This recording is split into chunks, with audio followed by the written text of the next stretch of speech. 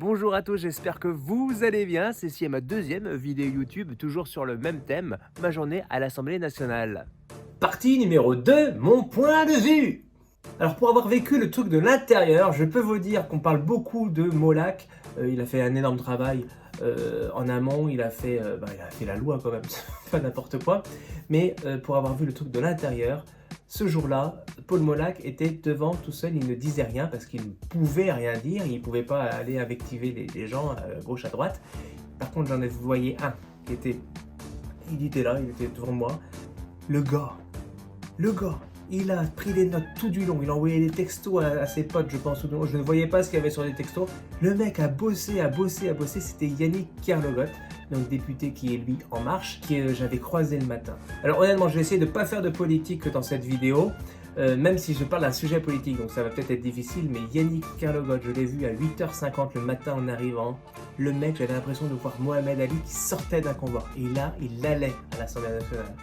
Il était fatigué, il était stressé, il était positif aussi, il était concentré, c'était assez incroyable, je vois qu'il arrive. Incroyable.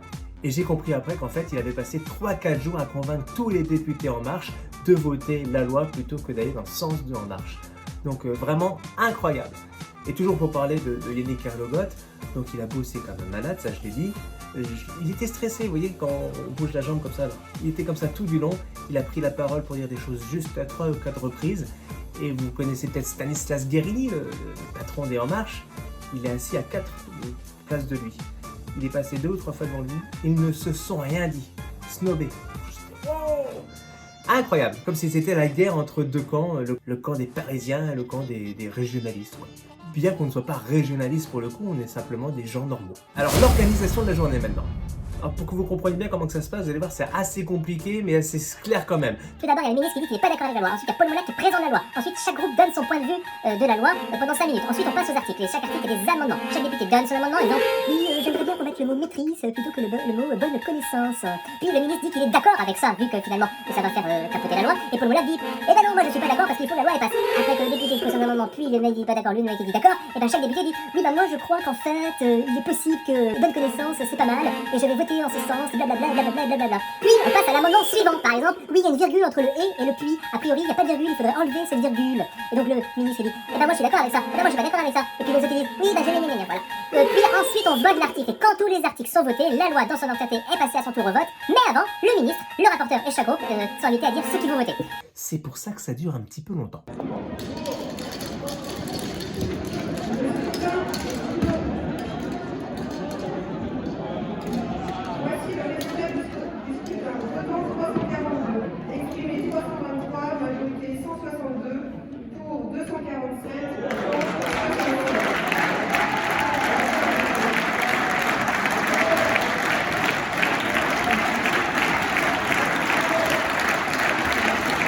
Fond du débat.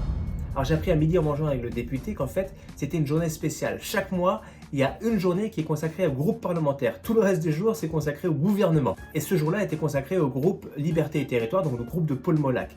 En fait, ils ont une journée par an pour présenter leurs lois. Et ce jour-là, ils avaient 2 lois à présenter. Ils avaient la loi sur les langues régionales et la loi sur la fin de vie. Mais comme la fin de vie, c'est un sujet un petit peu touchy et que la droite ne veut pas du tout en entendre parler, ils ont mis 2000 amendements pour pas que ça passe.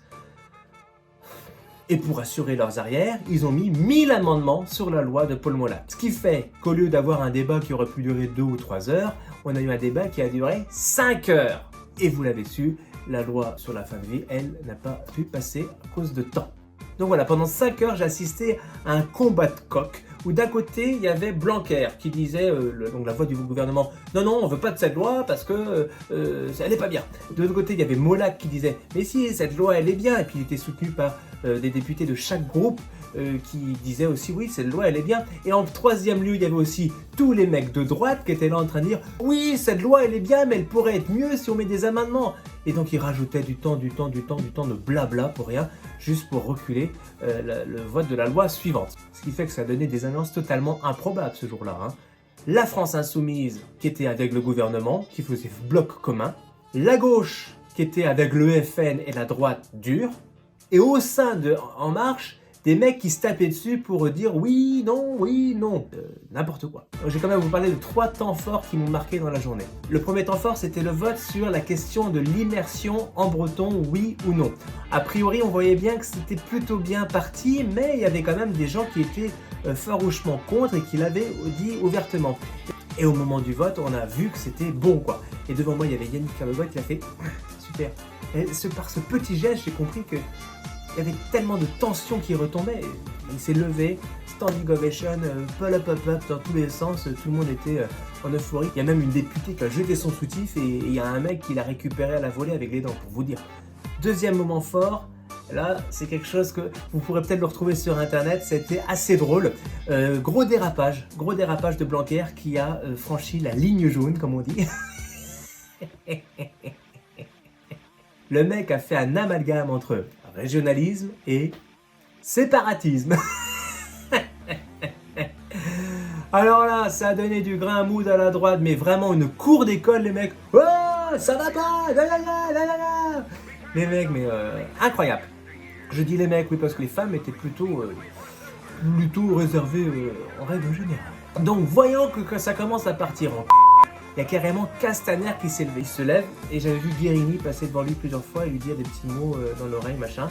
Et donc ils ont sorti l'artillerie lourde. C'est carrément Castaner qui est venu parler pour dire qu'il fallait raison garder et que la loi n'était pas bien comme elle était. Troisième moment qui m'a marqué, là, c'est quand Marc Le Fur, le député de l'Oudéac qui est de droite, bien de droite, qui voulait bien rallonger le temps pour la loi suivante, a proposé un article qui disait que oui, c'est bien d'avoir les langues régionales, mais ce serait encore mieux qu'on apprenne la culture régionale. Et là, Blanquer a dit quelque chose qui restera dans les annales. Il a dit, pour le coup, je vais être plus molakiste que Paul Molac, et je suis favorable. Je peux vous dire que ça a quand même bien rigolé dans les bancs de l'Assemblée. Mais au moins, si Paul Molac ne sait pas sur quelle loi bosser d'ici l'année prochaine, eh ben, il a du boulot, parce qu'au moins, il a un allié de poids. Et enfin, mon point de vue du niveau politique, eh bien, je ne vous le dirai pas, même si je pense bien des choses sur beaucoup d'aspects. Mais je tiens à préciser quelque chose, c'est qu'on ne peut que féliciter les députés bretons, les autres régions, je n'ai pas regardé, qui ont tous voté pour la loi, sans tenir compte des directives que leur ont donné leurs partis. Pour être précis, il y avait quand même une abstention et 3 absents. Vous les chercherez. Et voilà, c'était la deuxième vidéo sur ma journée à l'Assemblée nationale. J'espère qu'elle vous a plu, même s'il était un petit peu longue. Lâchez des coms dans les commentaires, comme on dit sur YouTube. Je vous retrouve demain pour la 3e partie qui parlera cette fois-ci de l'aspect médiatique, comment les médias ont traité le sujet. Je vous avoue qu'ils n'en ont pas beaucoup parlé. D'ici là, Kenavo!